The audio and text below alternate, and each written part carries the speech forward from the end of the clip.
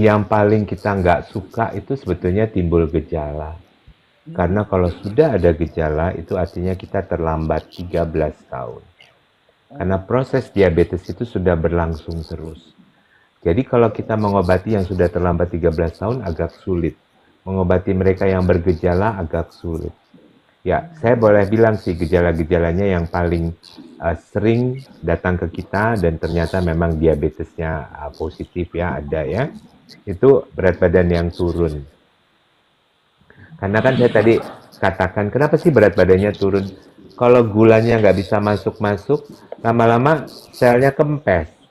Ya, karena makanan diambil dari dinding-dinding sel ini. Akibatnya badannya jadi kurus.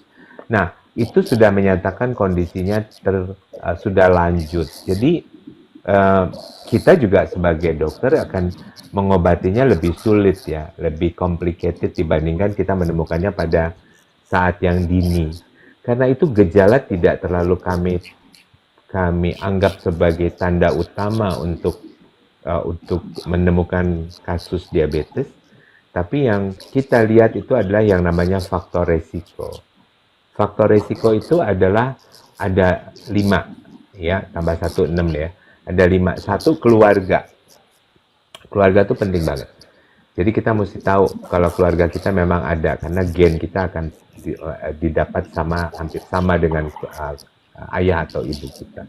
Jadi kalau kita tahu keluarga kita diabetes, kita harus waspada kapan aja dia bisa datang ke kita. Yang kedua, obesitas, ya, gemuk. Nah, ini salah satu hal yang saya bilang tadi, begitu kita gemuk kita akan problemnya lebih banyak lagi. Ya, belum lagi problem-problem pernapasan, lutut, kaki. Tapi ya, yang paling banyak juga dia jadi akan sangat dekat dengan diabetes mellitus. Kemudian yang ketiga itu ada darah tinggi. Jadi kita punya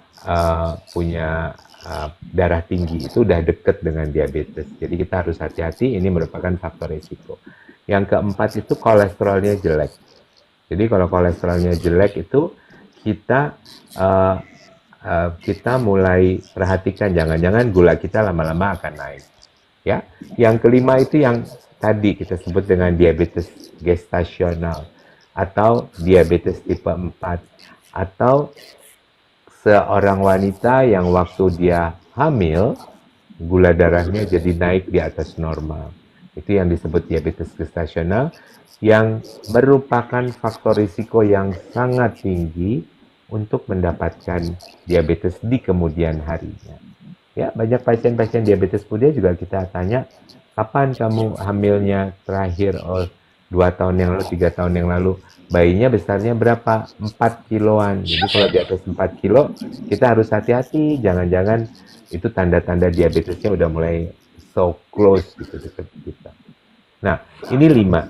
Ada satu lagi yang saya nggak sebutin tadi, karena itu faktor umur. Dulu dikatakan umur 40 tahun. Tapi sekarang umur 40 tahun itu udah di atas 40 tuh udah tidak signifikan lagi. Yang ada malah kita sekarang ketemu 40 sampai 30. Jadi faktor umur digantikan dengan satu faktor lain, yaitu sedentary lifestyle. Sedentary lifestyle itu kita hidup seperti terikat di kursi. Jadi apa-apa duduk. Kerja duduk, di mobil duduk, di rumah duduk di depan TV. Ya, itu sedentary lifestyle. Kamu sedentary nggak? Enggak ya, karena kamu jalan kaki ya dari plan ke rumah ya. Paling enggak setiap hari 1 kali ya. Ya, tapi kalau kita yang di kota besar tuh sedentary. Dia pergi ke kantor, dia naik ojek ke stasiun. Itu duduk. Kemudian naik kereta api, ini saya cerita orang Bogor deh ya. Di kereta api dia kadang-kadang bisa duduk, bisa berdiri. Tapi berdiri juga dia diam aja. Sampai kantor juga duduk lagi kerja. Belum lagi waktu COVID. Work from home. Belum lagi nanti ada Zoom meeting. Ya udah, kita duduk kerja. Kerjanya duduk saja. Jadi itu bisa menjadi faktor satu lagi yang ke-6 untuk kami. Bukan lagi usia. Gitu. Jadi sebenarnya dia sendiri sudah bukan lagi penyakit orang tua ya. Iya. Dulu ada namanya faktor di atas 40 tahun.